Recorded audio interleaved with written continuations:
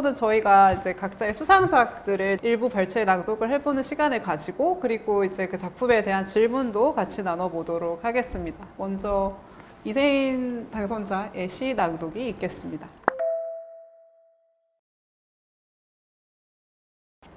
귀로. 나는 걔를 그렇게 기억하고 싶지 않은데 자꾸만 목소리 큰 여자애로 기억하게 된다. 이 동네에서 아주 흔한 뿔테 안경을 쓰고 꽃무늬 머리띠의 색상을 자주 바꾸는 그 애는 수업 때마다 나와 같은 타이밍에 웃는다. 석회색 창밖으로 잉글랜드에 비가 내릴 때 내 귀에 들리는 소리가 그 애의 웃음소리인지 이 계절이 쏟아지는 소리인지 모르겠다. 가끔은 그 애의 얼굴보다 예이츠나 엘리엇 같은 사람을 발음할 때에 둥근 손짓이 더 선명하게 떠오른다. 3개월을 보았고 세미나에서 교수님이, 교수가, 선생이 아니 매튜가 그 애를 부르는데 나는 그 이름을 기억하지 못한다. 기억하지 못하는 게 아니라 지나가 버렸으므로 들은 적이 없다. 그 애가 특별히 반짝이는 것이 아니라 도서관에서 집으로 가는 2층 버스에서 내 앞자리에 앉아있기 때문에 잊지 못하게 되었다. 쏘리. 말하고 좌석에서 일어나는 나를 쳐다보던 옆자리 할머니의 파란 눈동자를 보면서 나는 그 애에 대해서 지금 당장 써야겠다고 다짐했는데 그 애의 눈동자가 밝은 갈색인지 어두운 갈색인지 갈색마저 아닌지도 잘 모르겠다. 내가 가장 다양하게 말할 줄 아는 영어 문장은 모르겠다이고 그럴수록 차츰 그림자와 닮아가는데 내가 정말 그것들을 모르는 건가? 나는 가끔 영어보다 새들의 말을 더 잘 알아듣는다. 구름이 재빠르게 지나가는 창가 밑에 누워있으면 내게 친절하던 사람들의 얼굴이 이따금씩 떠오르는데 그 애의 무심한 얼굴이 더 보고 싶은 건 왜일까? 캠퍼스 언덕의 축축한 풀냄새 때문일까? 나는 질문이 늘어가고 아무도 답해주지 않는다. 우리는 아이디어를 공유할 뿐이고 나는 또 모르겠다고 한다. 나 네가 되고 싶어 생각했다가 꼭 그렇지만도 않은 것 같아 모르겠다는 말을 다시 곱씹는다.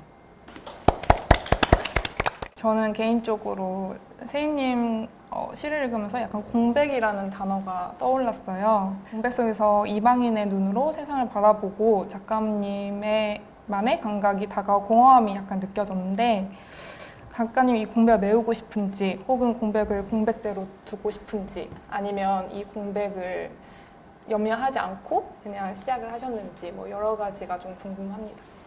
저는 개인적으로 시는 완전히 행복한 상태에서는 쓸 수 없는 것 같아요. 많은 글들이 그렇긴 하지만 오히려 너무 즐겁고 행복하면 시 생각이 하나도 안 나고요. 즐겁더라도 그 속에 뭔가 뭐 우울한 것이든 뭐 외로운 것이든 그리운 것이든 뭔가 그 행복한 틈 사이에서도 뭔가 감정 좀 부정적이라고도 말할 수 있는 그런 감정이 있어야 제가 쓰고 싶어지더라고요. 그래서 아마 그런 공백들이 나타난 것 같고 사실 행복한 시를 쓸 수 있다면 써보고 싶긴 합니다. 네. 그 기로를 들으면서 시와 소리가 굉장히 닮았다는 생각이 들었어요. 되게 형체가 잘 잡히지 않고 그리고 빠르게 스쳐 지나간다는 점에서 그런데 그런 좀 불친절한 느낌이 오히려 더 귀 기울이게 만드는 것 같거든요. 그래서 세인님은 이렇게 무엇이 시가 되어야 한다고 생각하시는지 그게 궁금했어요. 무엇이 시가 되어야 한다는 생각은 크게 해본 적은 없는데 그냥 저는 일상에서 제가 발견한 것들 그런 거를 다 시로 쓰게 되는 것 같아요.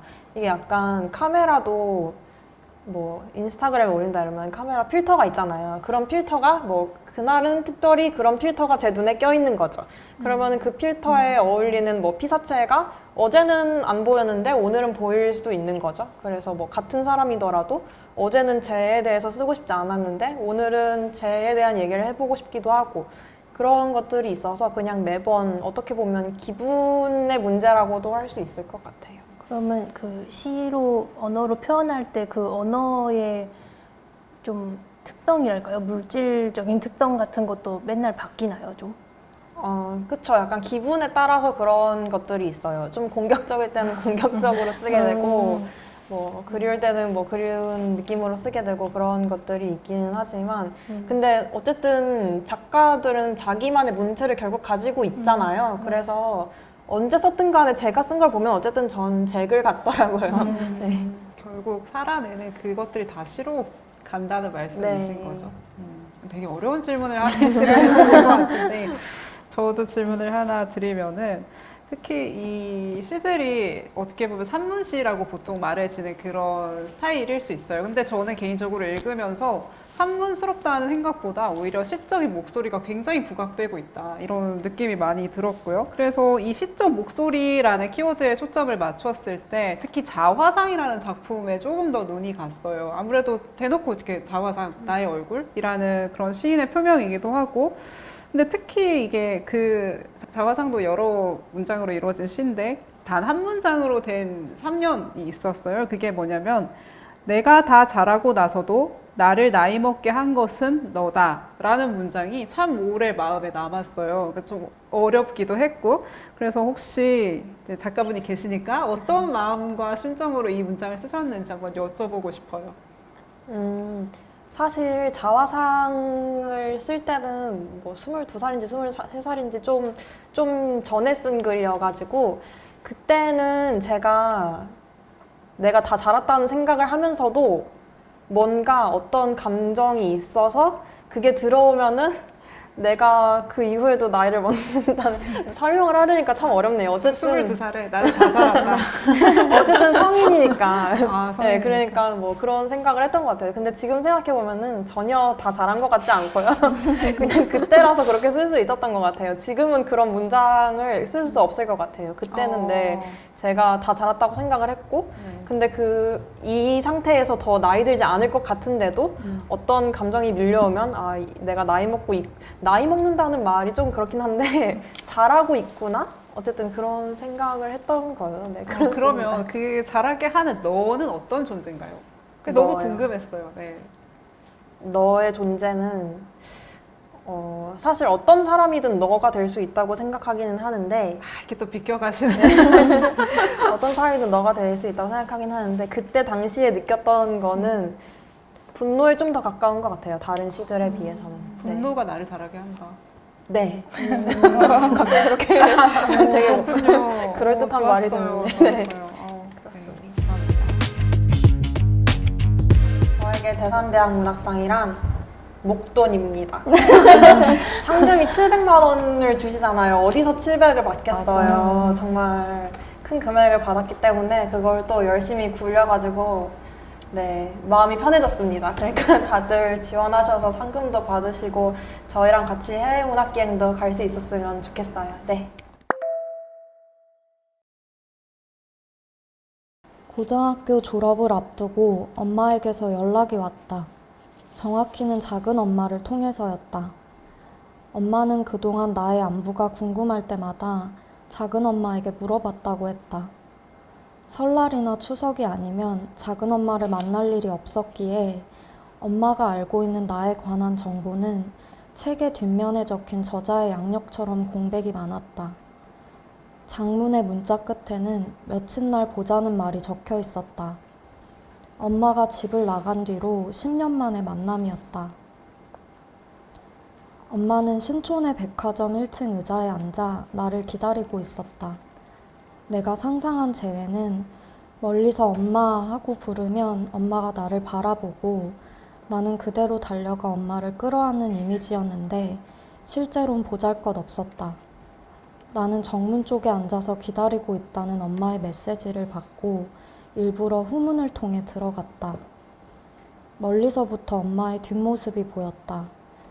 엄마는 계속해서 출입구를 향해 고개를 두리번거리고 있었다. 나는 엄마가 볼 수 없는 곳에 서서 엄마를 몰래 지켜보다가 마음의 준비가 되었다고 느꼈을 때 천천히 다가가 옆에 앉았다. 엄마는 인기척에 돌아보았고 나와 눈이 마주쳤다.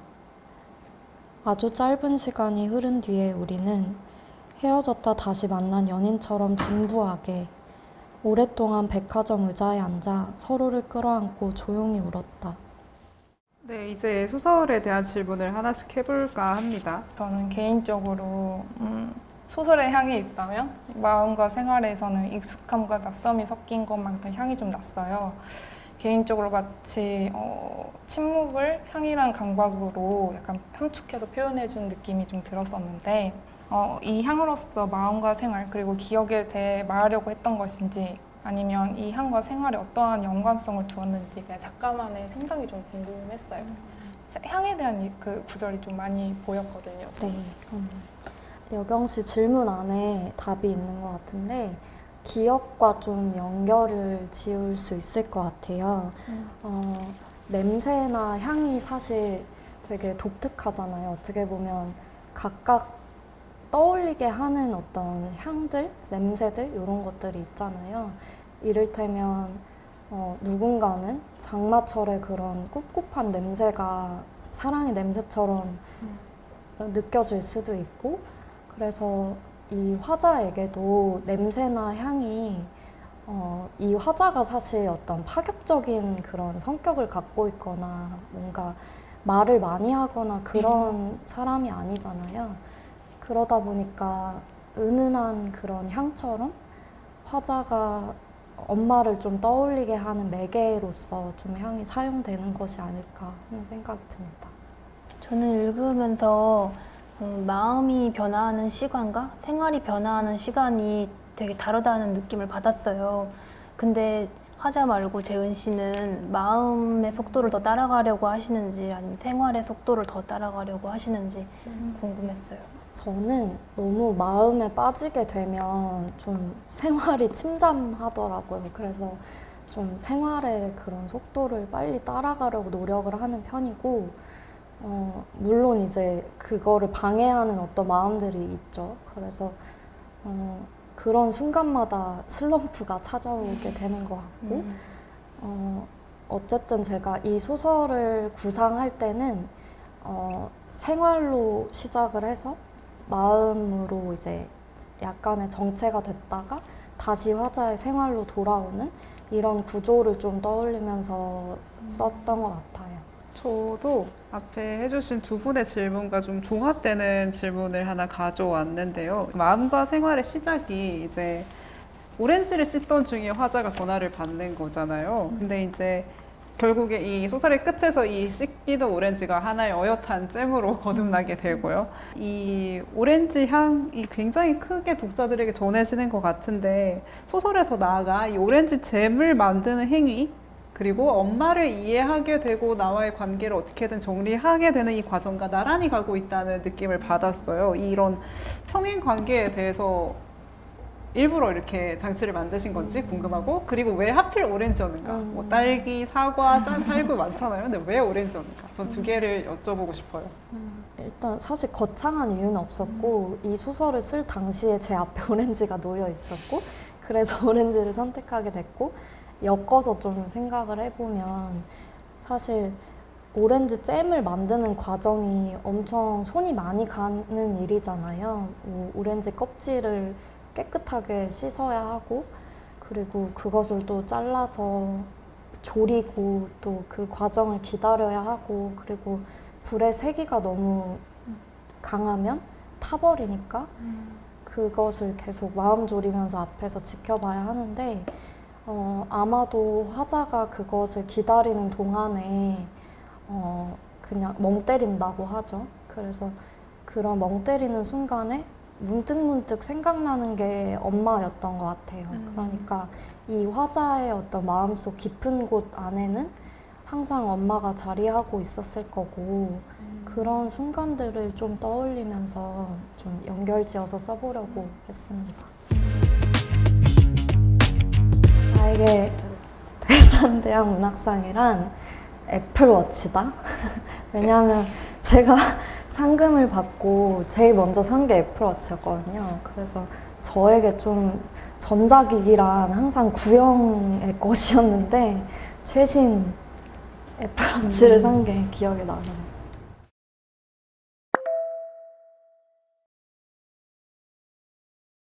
도련변 어린이 꼴에 읽겠습니다. 잠이.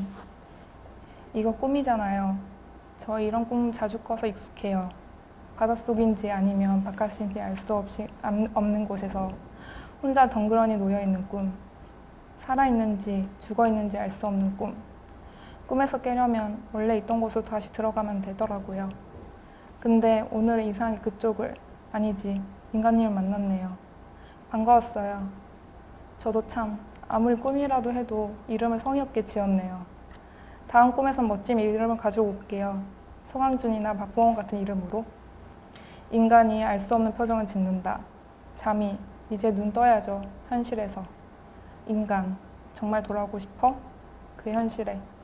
입을 다문 채 아무 말을 하지 않는 잠이. 파도 치는 소리가 퍼진다. 잠이 어쨌든 살아야 하니까. 잠이 그럼 사람이 죽으면 지하세계로 가는 건가요? 지옥 그런 곳인가? 인간 그런데 다르게 생각하면 지하세계가 바다일 수도 있지 않아? 꼭 그 지하세계가 지옥 같은 곳인 필요는 없잖아. 굳이 죽은 후에 가는 것까지 생각하냐? 씁쓸하게. 그치? 잠이 웃는다. 인간 육체는 소멸해도 영혼은 남아있어. 그 자유로운 영혼이 돌고 돌아 이 바다에 들어와서 영혼이 소멸하는 것과 한순간이라도 이 바다를 자유롭게 유영하면서 살 수 있는 고래로 다시 태어난 것 중에서 기회가 주어진다면 넌 어떤 걸 선택할래? 물론 또 죽을 수도 있어. 상어한테 물어뜯길 수도 있고 사람에게 잔인하게 죽임당할 수도 있고. 그 순간 냉장고가 과격하게 흔들린다. 잠이가 깜짝 놀란다. 인간, 잠이야 시간 없다. 선택은 너의 몫이야. 네 삶은 네가 살아가는 거니까. 네, 그러면 이제 희곡 작품에 대한 질문을 하나씩 나눠볼게요. 먼저 이재희 선생님부터. 네. 무대에 이 극이 올랐을 때 어떤 마음으로 볼 수 있을지 그런 거를 많이 상상하면서 읽게 되었던 것 같아요. 정말 실감이 나면서도 어떤 면에서는 춥고 차갑다는 느낌을 받았어요. 그래서 어떤 인물들은 분명히 자유와 행복에 대해서 말을 하고 있는데 자미는 어떻게 냉장고라는 차가운 매개체를 통해서 이 바다에 닿게 되고 그 물속인지 아닌지 구분할 수 없는 무대에서 그 파란 무대에 대한 묘사가 되게 시리게 느껴지더라고요. 그래서 원래 세상에서 해방되어서 돌연변이 고래가 된 인물들도 결국 자유로워졌다고는 하지만 얼굴은 명확하게 인간의 모습에 가깝지만 몸은 고래라는 점, 그리고 돌연변이 고래라고 불린다는 점에서 저는 오히려 이 사람들이 또 다른 부자유를 만난 것이 아닌가라는 생각이 들었거든요. 그래서 여영님이 생각하는 극 속의 바다는 어떤 것인지가 궁금합니다. 전 부자유라고 생각한 적은 없고요. 솔직히 말씀드리면 성공하고 싶은 마음이 하나도 없는 사람은 없잖아요. 대부분은 그러니까 많은 축복 속에서 태어난 사람인데, 그러니까 너는 태어나자마자 넌 평범해, 넌 능력이 없어, 너는 이제 평범하게 살 운명이야 라고 지정한 사람은 없잖아요. 그런데 어쩔 수 없이 환경과 그러니까 사회가 만들어낸 모든 상황 속에서 그 규정 속에서 조금 더 자유를 찾는 걸 저는 돌연변이 고래로 생각을 했고, 그러니까 바다로 선정한 이유는 그 물살을 다 이렇게 헤치면서 나아가는 모습이 고통 속에서도 어떻게든 나아가는 그냥 자유의 모습이라고 생각해서, 자유에는 책임이 필요하니까 저는 그 책임을 조금 더 표현하고 싶었어요. 솔직히 말하면 자유도 말씀드리고 싶고 둘 다 있습니다. 저는 이 작품이 좋았던 게 마냥 그게 분위기가 우울하게만 흘러간다거나 비관적이라거나 그런 것이 아니라 어떤 조금의 희망 이런 것들이 좀 보이고, 그리고 또 개인적으로는 인간에 대한 애착 이런 것들도 좀 느껴졌던 것 같아요. 그래서일까요? 이 인물이 이름이 인간이라고 나오잖아요. 그래서 그게 좀 궁금했어요. 왜 인물의 이름이 인간인지. 제가 좀 생각해 보기로는 인간을 해치기도 또 위로하기도 하는 것이 어떻게 보면 같은 인간이니까 그런 좀 이중적인 것 때문에 인간이라는 이름이 나왔는지 이런 게 좀 궁금했습니다. 네, 사실 그 재은님이 말씀해주신 것도 맞고요. 사실 인간이 살아가면서 죽을 때까지 가장 상처를 많이 받는 대상도 인간이고 가장 사랑을 받는 대상도 인간이잖아요. 물론 사랑스러운 동물들도 있지만 직접적으로 닿는 감정의 선에서는 인간이고, 그리고 제가 인간이라는 설정을 한 이유가 같은 별을 보더라도 누구는 너무 이쁘다, 반짝인다 라고 말할 수도 있지만 또 어떤 누구는 너무 슬프다라고 말할 수도 있는 게 인간인데, 그런 인간들이 서로가 공생하면서, 그러니까 상처도 하고 상처도 주고 공생도 하면서 같은 시간과 공간 속에 살아가는 게 그 인간이니까, 그러니까 어떤 감정이든 그거를 다 포용할 수 있는 게, 그러니까 이 포용이라는 게 모든 걸 다 이렇게 인정한다는 게 아니라 같은 공간에 살아가는 게, 저는 이게 너무 중요하다 생각하거든요. 같은 시간 공간이. 그래서 인간이라고 지은 것 같습니다. 저도 되게 인상적이었던 게 이 인간이라는 캐릭터가 사실은 거의 신에 가까운 위치에 있잖아요. 저는 이 뭐랄까요, 이 역시 하나의 대사를 꼽으라고 한다면 자미가 이제 아빠에게 하는 말이죠. 아빠, 언니와 저에게 왜 그러신 거예요? 앞에서 되게 좀 한동안 서 있었어요. 제가 더 나가서 읽질 못하고. 왜냐면 사실 이 문장은 의문문의 형식을 띠고 있지만 사실은 이 자미에 굉장히 복잡한 심경이 담겨 있어요. 그러니까 어떻게든 나를 상처 준 사람을 그럼에도 불구하고 이해해 보려는 어떤 일말의 희망, 그리고 아빠가 언니와 나에게 어떤 짓을 했는지 제발 깨달아주고 사과를 해줬으면 하는 그런 실납 같은 바람이 담긴 하나의 의문문이라고 생각을 했어요. 근데 답을 하죠, 아빠가. 내가 무슨 짓을 하더라도 너희 자매는 나를 떠나지 않을 것 같았어. 라고. 하지만 이제 자미는 바로 답을 해요. 그건 결코 이유가 될 수 없어요. 라고 이제 관계를 정리를 하죠. 근데 이 대목이 저는 굉장히 인상적이었는데, 사실 되게 삶에서 일어나는 일들이잖아요. 가장 사랑하는 사람이 나를 가장 아프게 할 수 있는 것이기도 하고, 그런데 이때 우리가 떠나야 한다는 거를 머리로는 알면서도 나를 계속 찌르는 이 사람을 떠나지 못할 때가 있어요. 근데 이제 자미는 그 이별에 성공을 하죠. 이렇게 이별에 성공할 수 있게 되는 어떤 힘이나 뭐 그런 게 있을까요? 되게 궁금했어요. 자미가 부러웠어요, 저는. 성공이라는 단어는 잘 제가 모르겠는데,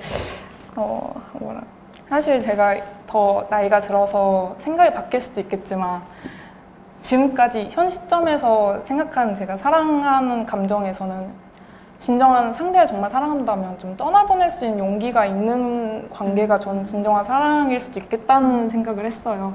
그러니까 이게 연인 관계든 뭐 부모 관계든 어떤 관계든 간에 조금 떠나보낼 수 있는, 근데 이게 떠나보내면 영원한 이별을 뜻하는 게 아니라 정신적인 거리감을 주는 게 저는 어쩌면 진정한 사랑이 아닐까라고 생각을 했는데, 이게 부모와 자식 관계는 천륜이라고 하잖아요, 보통.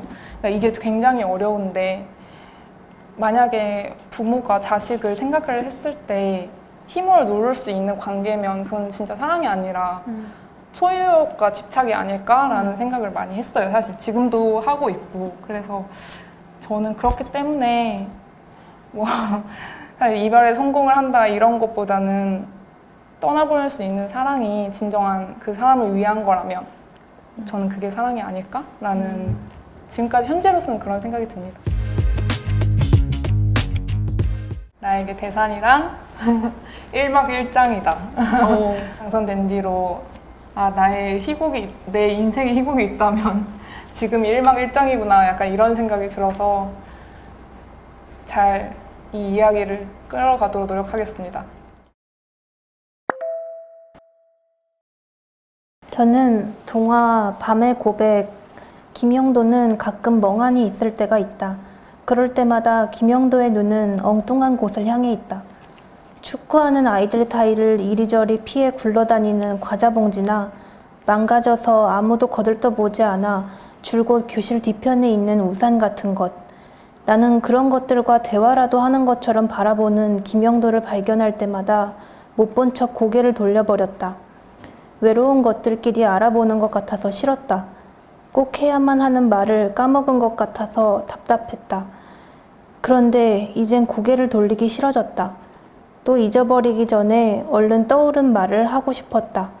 다음날 쉬는 시간, 나는 김영도의 귀에 대고 속닥거렸다. 다들 이상하게 쳐다보는 것 같았지만 상관없었다. 사실은 나도 밤이 좋아. 김영도의 볼에 예쁜 보조개가 피었다. 그럴 줄 알았어. 넌 지각대장이니까. 김영도가 건반 빠진 피아노처럼 흐흐 웃는다. 나도 바람 빠진 풍선처럼 흐흐흐 웃는다. 네, 이제 동화에 대한 질문을 받아볼게요. 네, 먼저 첫 번째 질문.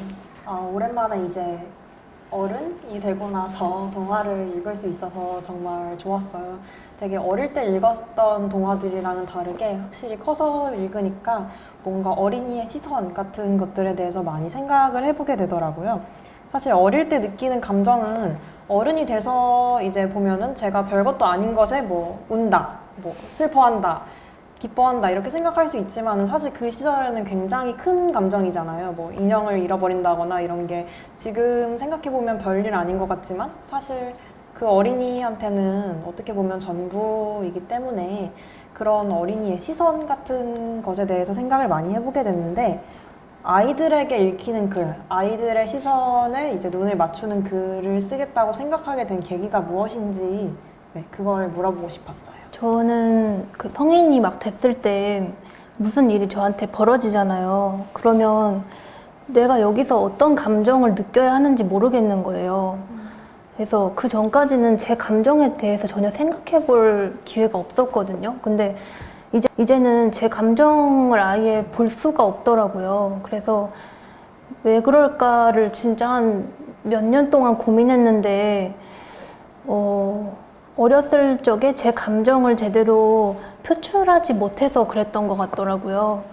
예, 그래서 마침 글을 쓰고 있었고, 그래서 만약에 내가 글을 쓴다면 아이들이 가지고 있는 감정을 좀 넉넉하게 받아줄 수 있는 그런 글을 쓰고 싶다. 읽으면서 마음껏 자기 감정을 표출해도 이게 검열당하지 않을 수 있는 그런 글을 쓰고 싶다고 천천히 그냥 그런 생각을 했던 것 같아요. 저는 하림 씨의 동화가 좀 투명하게 느껴져서 좋았거든요. 사실 이제 저희가 어른이 됐고 너무 이제 많은 것들을 알아버렸잖아요. 투명함을 유지하거나 발견하는 것들이 좀 어렵게 느껴질 때도 있을 것 같은데 하림 씨가 일상에서 그런 투명함을 찾으려고 어떤 노력을 하시는지 좀 궁금했어요. 우선 그 투명하다라는 평을 들었을 때 되게 과분하다 이렇게 생각했는데 저는 오히려 제가 어릴 적 그 당시에 저의 그 시절이 오히려 더 불투명하게 느껴졌어요. 되게 표현을 잘 못하는 아이였고 자기 마음을 모르는 아이였기 때문에 그래서 좀 저는 성장의 과정이 되게 남들보다 늦게 왔다고 생각했거든요. 다른 친구들 보면은 자기가 원하는 게 뭔지 이미 대학생 돼서 알고 있는데 저는 그걸 되게 늦게 알았기 때문에 그래서 오히려 지금 투명하게 볼 수 있어요. 어린 시절을. 지금 더 그때는 몰랐던 것들이 지금 보이기 때문에 그래서 막 엄청 노력을 하지 않아도 이제야 보여서 가능한 것 같아요. 제가 만약에 좀 일찍 그거를 봤더라면 동화 쓸 생각 못했을 것 같아요. 제가 굉장히 딱 꽂혔던 문장이 있었어요. 그러니까 외로운 게 외롭지 않아서 좋아? 라는 문장이 되게 좋았는데 본인이 생각하는 영도랑 혜윤에게 이제 성장하면서 외로움을 어떻게 생각을 했으면 좋겠는지 그러니까 외로움에 대해서 어떻게 받아들였으면 좋겠는지 약간 작가 입장에서 궁금해요. 저는 그 외로움이라는 키워드를 딱 짚어주셔서 너무 좋았어요. 제 의도를 읽어주신 것 같아서. 근데 제가 이제 생각하는 외로움은 아무도 나의 이름을 불러주지 않을 때 외로웠던 것 같거든요. 그래서 저는 어렸을 때 되게 이름이 많이 불리고 싶은 아이라서 그래서 사람들이 저한테 그냥 일방적으로 붙여준 이름표들 있잖아요. 그거를 그대로 따라가려고 했던 것 같아요. 네, 뭐 여러 가지 그 수식어들을 제가 따라가지 못하면 어른들이 저를 불러주지 않을 거라고 생각했고 그래서 그렇게 제게 붙여진 이름표를 한 번도 의심해 본 적이 없었는데 저는 아이들이 좀 이름이 불려지지 않는 그런 밤의 시간? 그 시간을 조금 보내면서 그 시간 동안 내 진짜 이름을 찾았으면 좋겠다. 그런 마음을 갖고 이 동화를 썼거든요. 그래서 그 진짜 이름을 찾고 나면 이제 영원히 외롭지 않을 수 있지 않을까. 저는 읽으면서 영도와 혜윤이가 서로를 이해하게 되잖아요. 그러니까 누군가가 이해하는 내 옆에 있는 누군가 나를 이해하게 되는 순간 안 외로워지는 것 같아요. 그러니까 사람이 많이 있는 게 중요한 게 아니라, 그래서 저는 이 동화를 사실은 우리들의 밤이 우리들에겐 낮이었어라는 서로의 고백처럼 읽혔어요. 너도? 나도? 그런 거 있잖아요. 그래서 두 아이가 이렇게 주고받는 대화가 위선적이지 않잖아요. 떠보고 계산하고 뭐 이렇게 막 돌려 말하고 그런 게 아니라 정말 솔직하게 건네는 그 말들 사이에서 서로를 이해하는 과정이 참 감동적이다라는 생각이 들었는데, 선생님과 두 아이가 좀 대척점에 있죠. 보면은 그러니까 선생님은 아이들을 이해하지 못하잖아요. 그러니까 맨날 지각하는 애, 왜 지각하는지 이해하지 않으려는 사람으로 나오고, 근데 영도와 혜윤은 서로를 이제 이해하게 되는데, 이거를 작품으로 쓰는 작가의 시선과 마음은 어떻게 가능할까? 왜냐하면 저희는 이제 물리적으로도 점점 선생님에 가까운 사람들이 되어가고 있고, 아마 동화 작가님들도 선생님의 연배에 더 가까운 분들이 많으시잖아요. 근데도 이제 작가의 시선은 영도와 혜윤의 마음속에 있어야 되는데, 이런 거리 조절이 어떻게 가능할까 하는 게 되게 신기했어요, 정말. 저는 우선 좀 선생님보다 아이에 가까운 사람인 것 같아서. 근데 저희 언니가 사실 초등학교 선생님이에요. 네, 그래서 언니한테 맨날 학교에서 있었던 이야기를 들어요. 그러면 언니는 선생님 입장에서 막 이야기를 해요. 이런 애가 있는데 막 그래서 요즘에 뭐 이런 게 진짜 스트레스야. 이렇게 업무 스트레스에 대해서 이제 이야기를 하면은 저는 아이의 이제 입장에서. 학생의 입장에서 자연히 이래서 늦었을 수 있지 이렇게 되는 것 같아요. 네. 언니가 이제 소재 보물 창고처럼 옆에 계시는. 그래서 언니가 알아서 악역을 해줘서 제가 상대 역을 제가 할 수 있는 거죠. 되게 구체적인 답변을 주셨네요. 네. 네. 그래서 저는 분명히 이런 동화를 썼지만 선생님들의 고충도 이해하고 있고요. 네, 그럼요. 네, 고생이 많으십니다. 네, 잘 들었습니다. 나에게 대산대학 문학상이란 피난처라고 생각합니다. 글을 포기하지 않을 수 있게 세상사로부터 좀 멀어져서 완전히 글만을 골몰할 수 있게 해주는 피난처였으니까요. 네. 여러분들도 꼭 이 피난처에 들어오셨으면 좋겠습니다. 네, 이제 평론을 낭독하겠습니다. 레즈비언 구출하기, 침묵, 방백, 그리고 대화입니다. 새 작품에는 공통적으로 퀴어 여성과 이성의 여성이 맺는 관계가 충돌하는 대목이 등장한다. 이성의 여성이 퀴어 여성을 얼마나 철저하게 모를 수 있는지, 그의 전혀 악의적이지 않은 호의가 퀴어에게 어떻게 독이 되며, 그래서 그로부터 살아남기 위해 퀴어가 사용하는 전략이 무엇인지를 서사적 구조로 치환해 보여준다. 그뿐 아니라 이성애자로서의 정체성을 지키느라 사랑하는 이를 부정하는 모순에 처한 여성을 그리기도 한다. 물론 이들을 읽는 즐거움은 단지 소재의 생경함에만 있지 않다. 새 작품을 겹쳐 읽으면 작품의 미학이 복잡한 서사적 기법과 반드시 정비례하지 않음을 안다. 텍스트마다 주제에 적합한 최선의 기술이 있다.